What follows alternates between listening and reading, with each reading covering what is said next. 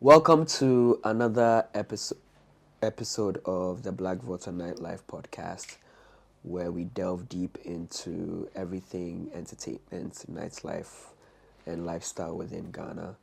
On this particular episode, I even thank you guys because you guys have been rocking with us. But we're gonna go straight to the discussion. It's a full West African discussion today. We are going straight into Ghana Jollof debates on the podcast. Anyway, but today we have a rising superstar in entertainment within West Africa. She, at least from what we know, she blew up from a TikTok video on the internet and has risen to fame much quickly within the music scene. We have none other than I call her the maestro. I listened to her, I think, a few weeks back in Uganda, and the technical ability was off the charts. But today we have the pleasure of speaking with Dope Caesar. So welcome to the podcast today. Thank you, my boss. What's your actual name? My real name. Yeah, you real pay name. now. We have to like pay. money. Yes, now. Don't worry, when you give me that bookie, you see my real name when you Okay, transfer so okay, or fine. contract. Okay, so if you can give us your full, how did the name Dope Caesar come about? Okay, Dope Caesar. I like reading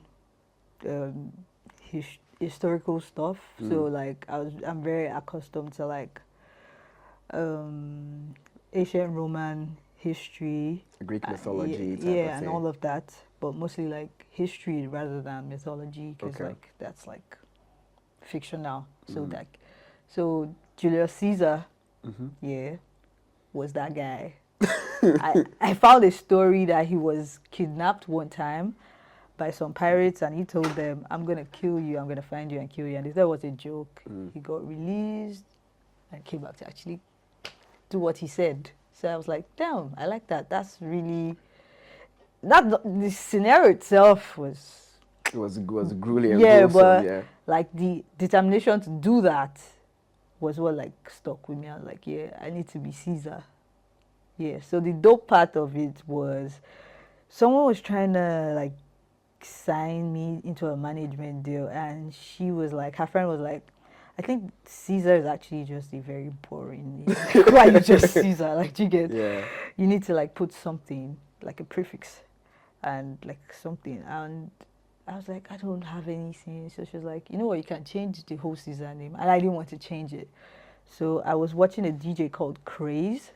He's an American DJ, turntablist, and he was doing something, and I think he was using a Kanye West interview where he says, dopeness is what I like the most. And I was Yeah. like, dope Caesar. And I just put it together, and it just made sense. It and just made sense. yeah, like since when I started using Dope Caesar, even when people don't know my name, and like they come meet me and be like, damn, you're dope. And I'm like, okay, yeah. So it just Like an affirmation. followed. So it just fell on and yeah, made it right. Makes sense. Yeah. Makes sense. So take us through your DJ career. How long have you been DJing, first of all? 6 years. What? 6 years. You've been DJing for 6 years. So Yeah. that's even before COVID. Yeah, that was before COVID. Okay. I've been learning about it because I just fell in love with the art. I didn't think I would be a DJ. Like, I would make money off DJing. I would like live a life off of it. I just loved it enough to like want to know how to do it. Yeah. So it was a thing of, for the longest time, I just wanted to acquire knowledge about it because I felt good doing it. Not like, oh, you're going to make money off it. I never thought in my life I was going to make money off DJing. So it was still like 2021 that I was going to go back to school. And I was processing my school stuff, masters, trying to jackpot. I don't know if you know what jackpot is. No, we don't know. So jackpot is like leaving your country for another country. We don't know Ghanaians. We don't really know. Okay, you guys don't actually. We don't jackpot like that. You know, we are very. London is like Accra. Are you joking? You know. So I was trying to like leave for masters and all of that, but then for some weird reasons, it wasn't just working out. And I just got a text one day, and the person's like, "Oh, I'm trying to open a club, blah, blah, blah. Do you want to come to?" I was dead as broke at that time. I was like, okay, I think I should, the few months I have, I should try and get more money to start my life in Europe. Then I started working at the club. It was good. I started meeting people. People started knowing me. My papers never came out till today. They never just came out. And I was just like, I think I just take this seriously as a job. And yeah, it takes me to Ghana. And I'm meeting you here. I see. So, was there any hesitation from like parents or family? You know how the West African scene is. I mean, I'm sure they had like a clear roadmap for you as to what you wanted to do, and then now you're like, okay, I want to take this seriously. Was there some form of hesitation in terms of your career path? Never. I had, like, my mom always will support me. My sister supports me. My dad supported me, like, any way he could have done, like, because he himself used to be a DJ, used to be an artist, a producer, sound engineer. So he has always loved music, you understand? And he always wanted us to, like, know how to produce music, do something in music. So at an early age, you have like a pianist to come teach you basic stuff, but we hated it. Like, I personally did hate it. I did not want to learn anything. I hated music as a subject in school. Like, it was just a lot. You get? So yeah, they always like supported. They never gave me a you cannot do that kind of. Yeah. They just always supported. My sister got me like my first serious mixer. Yeah. So yeah. Great stuff. Okay, so you've always been a music fan, right? Yes, I've always been a music fan, but not like to the music I play right now. I like to listen to on my own. Like, I like to listen like singer-songwriter music. You get things like that, calm music, rather than rhythmic music. I'm more like a melody person. So yeah. I think I resonate with that. I think a lot of DJs, they play the music, but they don't necessarily, that's not the music they listen to on their own. That's really important. Okay, so I think at least from where we are, I think the first time I think Ghanaians in general heard about Dope Caesar was a viral video on the internet at one of your places. I think, was it Obie's house? Oh my God. So, well, I don't know, because like I had like kind of like two viral videos move at the same time. So I don't know which actually traveled to this region first. But I think maybe it would probably be the Soweto one. But it was at Obie's house. Okay. It was at an event called Amapiano District. Okay. Yeah, so it's just. So how did that happen? And was that like, okay, I think something is happening here? Like, was it at that point that you had the epiphany, like to say, you know what, yo, I think eyeballs have really gotten to me? What do you think that viral video was like? It shifted your career to where it is right now. Yes, it did, because I had a trajectory. I had things I wanted to achieve. I was doing 1 or 2 on the side. You had residencies, right? Yeah, I had my residencies. Yeah, I was okay. Like, I was making money as a DJ, like a normal human being. But I had like things I wanted to achieve. Yeah, I wanted to play on different places. Like at the beginning of the year, I said, "Oh, I want to play here. I want to play there. I want to play there." So I was achieving that in like Lagos. Like, but when that video came, like, people are talking about flying into Australia. Like, that wasn't part of the plan. Like, I wasn't even seeing myself being flown to anywhere. Yeah. You get, like, at least not yet. Yeah. So it actually like changed a lot.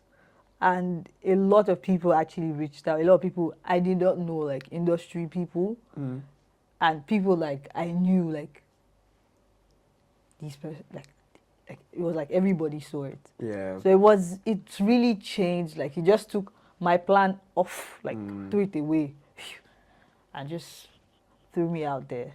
That was how I felt. Was it easy breaking into? Okay, well, you didn't necessarily break into it because it was off of a TikTok video. But how did Nigerians? How was the Nigerian reception to you? Now all of a sudden you're like how, because already you guys have a very big music cultural region. I mean, like Nigeria is really big on music, right? Yeah. And it's heavily focused on artists and singers and songwriters. So how did that feel for you as like a DJ? So like breaking, like it was a lot of Nigerians didn't even know I was Nigerian. Let's start from there. A lot of Nigerians actually did not know who I was. Like, They didn't know you at all. yes, they did not know me. Never seen this person before. Never heard of this DJ. So it was a thing of people are like, oh, maybe the South African DJ or this DJ from, you get. Yeah. They didn't know I was part of them, but they were very, very happy to like receive me. Yeah. Like, they just liked this person, liked what this person was doing with the Afrobeat music, Yeah. and they just like embraced me without even knowing anything about me. So when they found out I was Nigerian, it was like, oh my God, yes, That's it. You That's get? it. So that the love was perfect. Like, it was amazing, and I've seen so much love walk on the street. Different people, like different walks of life. Just you walking, maybe a security, like, dope Caesar. Again, or just a random person. One time I was like going to buy something in my estate, and I was just complaining to the woman. I think I was complaining to, okay, it was a light bill or something. I was just telling the POS lady that these things are just getting hard, and the woman was like, yeah, I understand, you need to use lights when everybody's not using it. I was wondering, like, why is she even saying that? And she was like, yeah, because you need to practice a lot. I said, wait, you know me? She said, yes, now you're the DJ from TikTok. I was like, okay. Yeah, good afternoon, ma. I would have to start going now. So like it just like it just went across so many people. So many people. Yeah. It touched so many lives. Yeah, and it was just amazing. Like, Where has it taken you so far outside of Nigeria? I mean, you're in Ghana now, but what other countries? How long ago was this? This was like July. Oof. Yeah, July. So I've been to Rwanda, I've been to Tanzania, I've been to the UK, I've been to Uganda. Oh my God. Just within the last Yeah, 4 or 5 months. I was supposed to be in South Africa, but I had an injury, so I had to like cancel that. Yeah, I'm in Ghana now. Wow. So like, there's been a lot. So Is it moving too fast for you? Honestly, yes. Being very, very honest, it's moving really, really fast. Because I think if I was holding like a stronger passport, I would have been in so many places. You get, because of visa and all the stuff. It just makes it.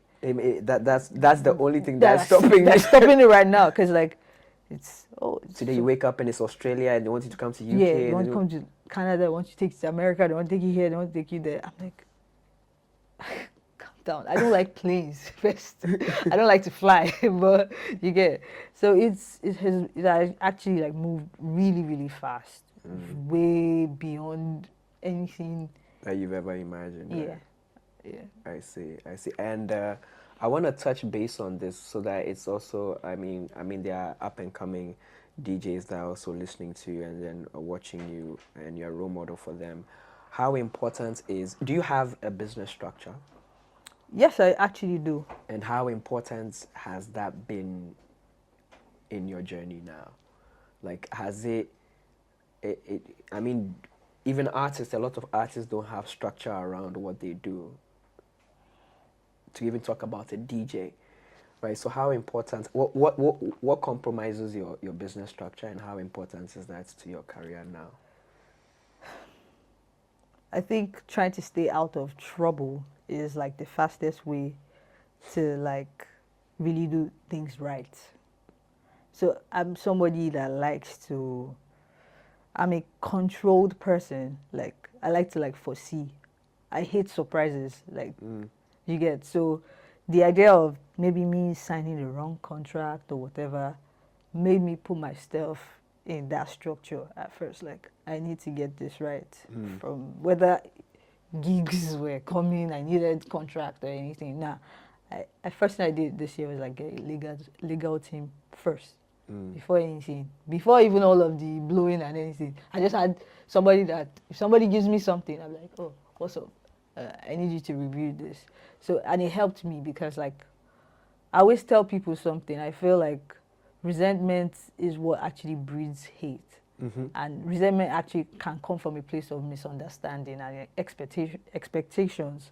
Do you get? So like when you expect something from somebody and you don't get it the way you want it, and you get maybe probably the opposite, what you weren't expecting, you start to resent them and you start to hate them. So for me not to like have so many rifts or whatever, I just like, I think I need to do the right thing from the onset. So I felt a structure would be very, very important in doing this so that you don't have to carry so much problems personally for you going forward. Because as much as this is a career, people are watching, they take a step back, look at your life, and they continue with their life. It is your life right now. So it's beyond you being a role model or you being a DJ.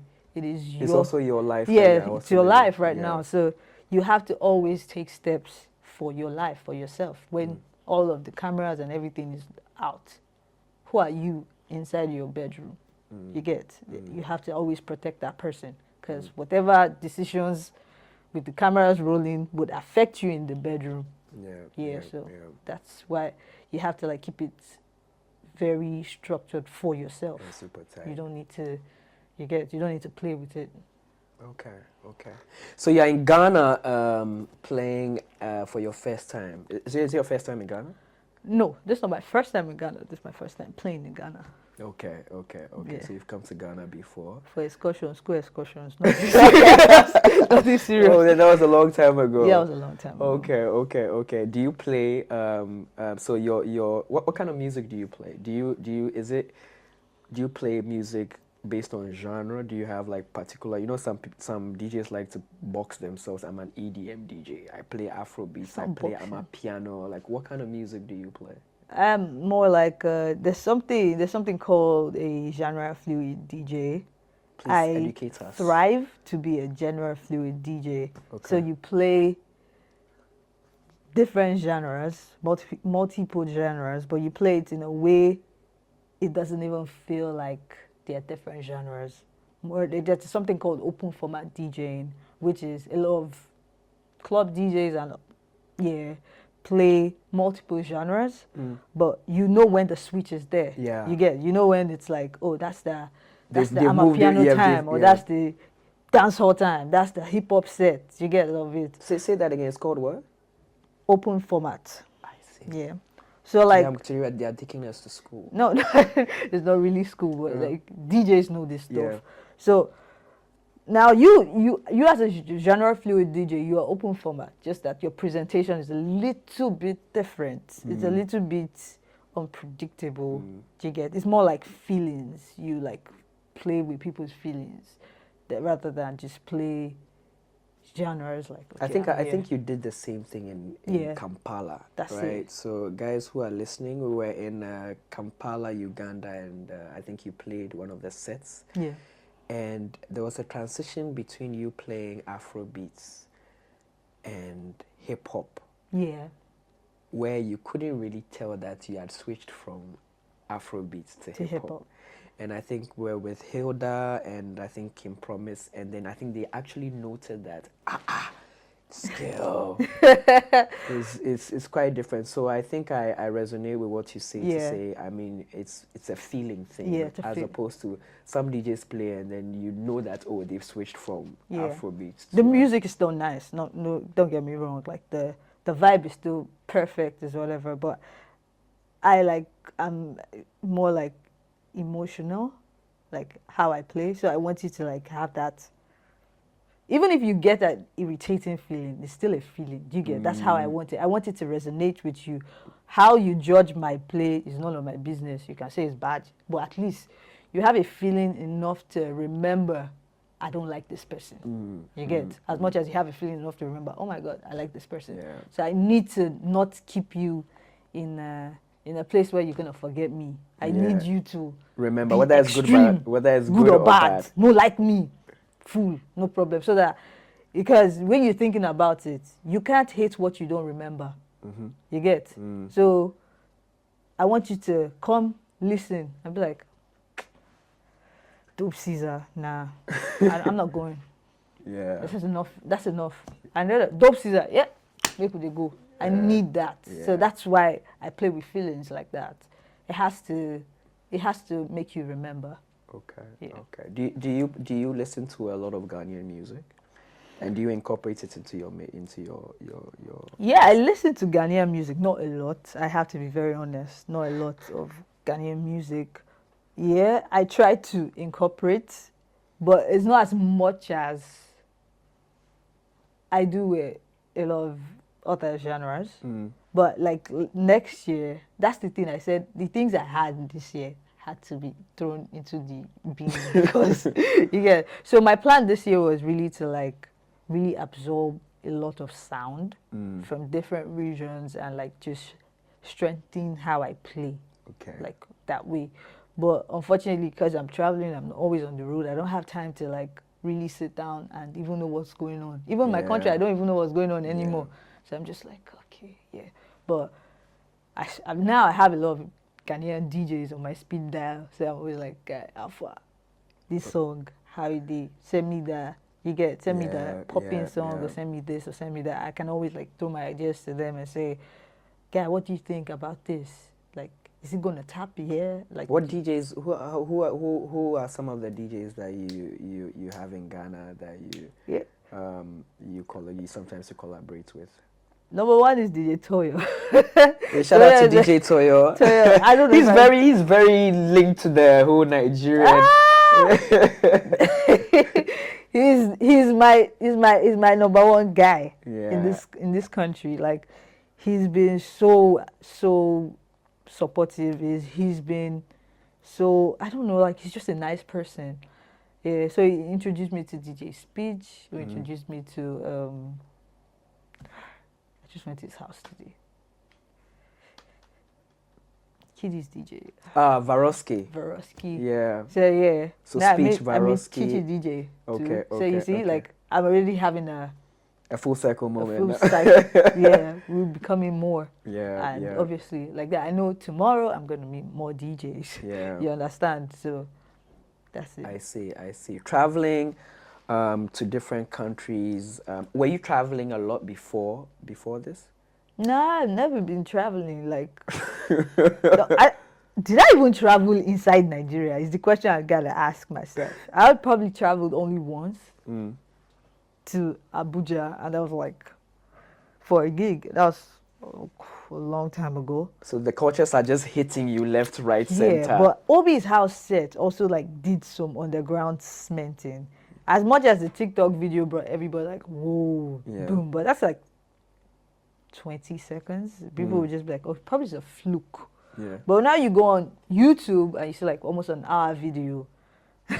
And so you have like, okay, this person can actually play this way. So it's not like it was not a fluke. Not be fan fooling. Not be fan, like that. The way they talk out, you get. So it gave it like a cementing, and people like Obie's house there, because even before like the TikTok video blew, I knew a lot of people actually like meet me on the road and say, your Obie's house set, I watch it when I'm working in the office. I'm like, yeah.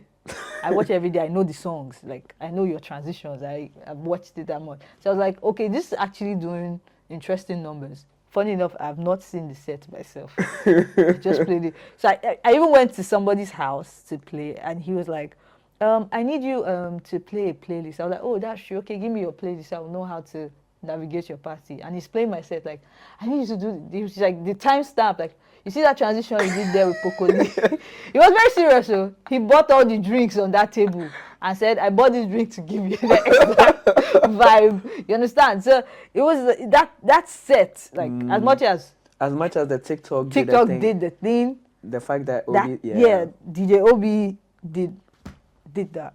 Shout out to DJ Obie. I think yes. That collective is really building up in Nigeria. It's a very popular collective in Ghana. People know it. I think he's here in December. Yeah. At Beach Afrique. I think everybody on the 28th. Come out. So please. everybody come out. Come and enjoy the vibe. Yeah. So that would be great. So back to what I was asking. Traveling to the various countries, right? Yeah. What has that like? What? Give me like a timestamp where you go like, this is like, has any country really blown your mind at all in any of the travels? Every country has actually blown my mind. I'm not trying to be diplomatic here. Every country has actually blown my mind because like you meet amazing people, like they treat you really nicely. Yeah. That's not like very human-y.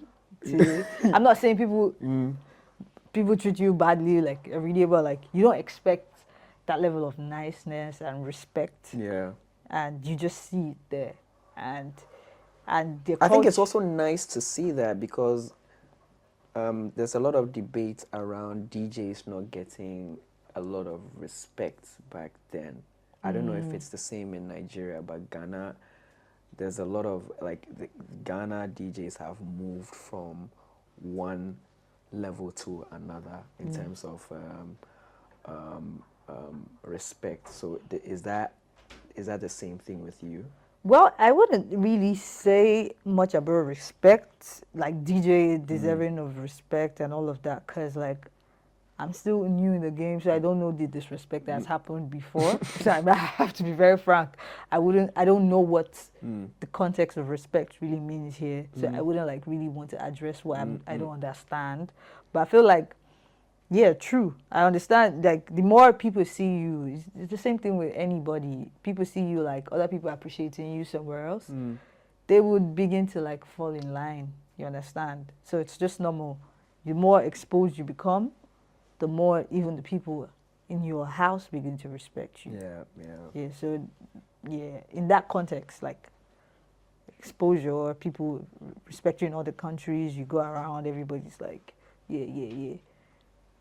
Obviously, when you come back home, now you're coming back, it's just like, say you are, I'm trying to use a very family context. Let's say, okay, you travel. The first time you travel, you came back with bread. And it was like, okay, but they didn't expect you to come back with anything. But you came back with bread and some just normal stuff. Everybody's happy. The next time you travel and you're coming back, they'll be happy to receive you because they feel like you're going to come back with something. So it's the same thing. So when you go, you experience other people's culture, you experience the love and the respect, and you're coming back, your people will be happy to receive you again. You get? Like, you're coming back with more love this time. Even if you don't buy anything for them, but they are forced to, like, look at you from a different perspective. So, yeah. Makes sense. Afrobeats is growing globally. Number one. With our three big stars really pushing it on the continent. Shout out to Davido, Wizkid, and then Burna Boy. Do you think that has helped you in your journey as a DJ? Yes. They are the ones that make the hits. If they're not bringing no hits, I can't spin, I can't make money, I can't travel. You get? So I always respect the artists, the producers, everybody behind, everybody, because they are the ones that do the work. And then we like do our own work. You get? Everybody has a role to play. I always tell people everybody has a role to play. So how they start the vibe, we don't know, but finished product, we play. And we create another vibe to it, like I said. Yeah. It gives me they produce something with some emotions I'm not aware of, and I listen to it, I get some kind of emotion, and then I try to be creative with it and give you another emotion. Yeah. So you see, everybody's happy. Everybody's if happy. you're happy, you probably use that emotion to do something else. Makes sense. Okay.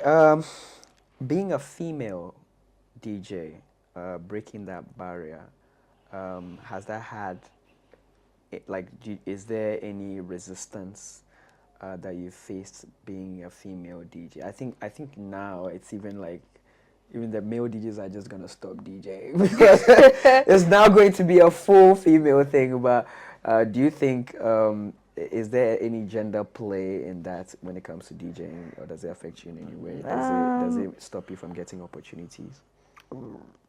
Right now, I don't know. Maybe it's playing somewhere in the background, but I don't know. I'm not sure. I can't say. Like, but I feel like we've kind of passed that. Yeah. We've passed that. Like, Yeah. a lot of females over the years have actually proven that they are good at what they do. you get. Yeah. So it's a thing of, if you're trying to like be biased with gender, you're just playing. Nobody sends you. Really. You're like, we have a lot of female DJs that are good. So they're just gonna be like, just go. You get. So we passed that. We passed that. Past that. You have before that. How did your Pepsi deal come through? Like, how did that happen? So I don't have a Pepsi. No, I mean like deal. your Pepsi gig. The Big Brother the gig. Big Brother gig. They reached out. So they're just there, and then they just reached out. I swear to God. Praise. I don't know if you praise the musician. Yeah. He just called me and said, "Oh, how far, Caesar? Somebody wants to call you, talk to you." I was like, "Okay." She said, "I gave your number to somebody, and they want to talk to you." I was like, "Okay, no problem." I just finished doing my pedicure or something, so I was just come down from the salon. And then she's like, "Hi, my name is from." I kept hearing something like, I like, "What's that?" I like, "What's that?" I was like, "Please, could you like Pepsi?" "Oh, Pepsi." Okay. I need you to lock this date right now. Blah blah blah. I tell everybody it is locked. Like, I don't care. So they locked it, and it was a thing of, I always ask, have they reached out? Did they drop a contract? Did they anything? Like, they've not really. They're actually busy because it's like Big Brother, so they're actually busy with every other thing and stuff. So it was like, I think I went to Rwanda a week before. So I came back from Rwanda on was it either on Monday or Sunday, one of it. And I was very sick when I came back, like really sick. And the Big Brother was on Saturday. I was like, how am I going to survive? Started treating myself, made sure I finished my drugs, my medicine. I didn't want to hear anything. So I was recovering, and then I started preparing for the set, like, let's say 2 days too. The set, I didn't have a controller. My controller got bad. I was like, okay, I'll borrow, no problem. I'll just go and rent a controller. Problem solved. A day to the Pepsi gig, my laptop crashed.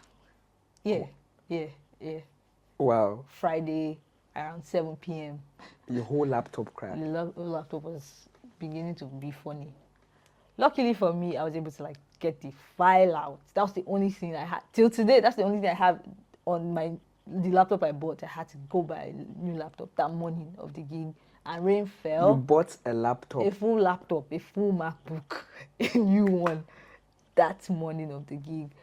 And it wasn't just that. I was coming from my house and going to my auntie's house, and my brakes were not working. My car brakes. I was just managing myself, and I got there. It was my master brake that actually failed. I was like, what? What is happening? What's happening? But I was just like, you know what? I don't even care. I'm just going to do what I've said I'm going to do. Anything else to happen should happen. So I got there into the room, and I knew like a lot of people like, oh, you used to talk. I was like, you know what? The only people I care about right now are the people here. I'm just gonna. So immediately the housemates come in to the lobby. room, to the lobby, whatever it's called. The speaker beside me stops working. My monitor stops working. And then what they hear is about like 0.001 milliseconds late. So that's what I was using to mix, because I don't mix with headphones. I didn't even have headphones at that time. So I was just like, mixing on vibes and just acting cool, blah, blah, blah. And when everything was over and they opened the door, this was the guy I saw first, like, guy, what the hell? And I was like, what happened? I was like, the producers, everybody was like, you have to come back to the show. I'm not coming back. Don't stress me. I'm not coming back and everything. I can't come back to the show. It was just, and people were talking about transitions. Like, that was like the first time I really saw people that are in DJs say, Really, yeah. this transition, that transition. I'm like, they were listening. It was a very humbling experience for me. For you. It was very, very, very, very humbling. And before then, Obie had said, you need to play. He wasn't even in Nigeria because he was touring Obie's house. He was like, you need to play Big Brother. You need to. I was like, my boss, I don't know. They're not really they answer me like that too, but I go try my best. Yeah. All right, great. I think we will have to if we're gonna have this conversation, I feel like we will have it the whole day. We're gonna continue the whole day. So what I'm gonna because you also have to prepare for your set tomorrow. Yeah. Let's segue into what advice you'd give to anyone that's watching you now, watches Obie's house, wants to be like you or wants to take up the career in DJing. What would you advise them to do? I always tell them to be themselves. I'm myself. That's why it's easier than it is. Like you asked me, you said, do you feel pressure? You asked me Rwanda, and I said no, because that's the truth. Like, and you asked like, do you feel like people pressuring you? The only person that pressures me is myself. You get? And I told you, I explained. I said, if I feel like I'm not growing, I'll get very, very worried, regardless of what every other person is saying. So I need them to be themselves. Don't be dope Caesar. Dope Caesar is dope Caesar. Tickets. Like I said, this is your life when cameras are out. You're just seeing, max you ever see is probably 3 hours of my life. At the set. You don't know what is happening in behind. the background. So you can't really get the full picture, but the human mind will always create a full picture because we don't know how to live with void. So just be yourself. It's your journey, but just be humble. Be very humble about it. Be grateful for it, and always grow. Always want to be a better person for yourself. Everything you do, be selfish about it. Be yourself. Be yourself. Great stuff, Dope Caesar. So before we end, let's do some 3 questions within nightlife. Okay. For you to see you play at most of these. So, are you a club or a lounge person? For playing? Oh my God. Jesus Christ. I think I've played too many lounges and all those things. I've even forgotten I was playing a club. I'm not going to lie. I forgot to actually had to play in a club. Like, so I do lounges because like the vibe there's not much pressure you get. Like, it's just cool. So lounges is cool. You're in Ghana, Stoneboy or Shatawale? Jesus Christ. Why are you doing this to me? Let's go for it. Stoneboy. Stoneboy. And before we end, she has tried Ghana Jollof. She has tried Ghana Jollof. And Two dragons. Why? But anyway, thank you so much for coming on the podcast. I don't wanna prod you a lot. I just wanna keep it very sane for you. But it's been amazing speaking with you. As I said, if we were to speak with you, I think it would be a whole day session. We're very, very proud of your journey and where you're going to. You've been an inspiration. You don't know, but you're a very huge inspiration to a lot of people within Ghana. Both as young people and as DJs on the same level with you. So I know you're playing at MAD, and you'll come back to play a Blacvolta event later in December. Sure.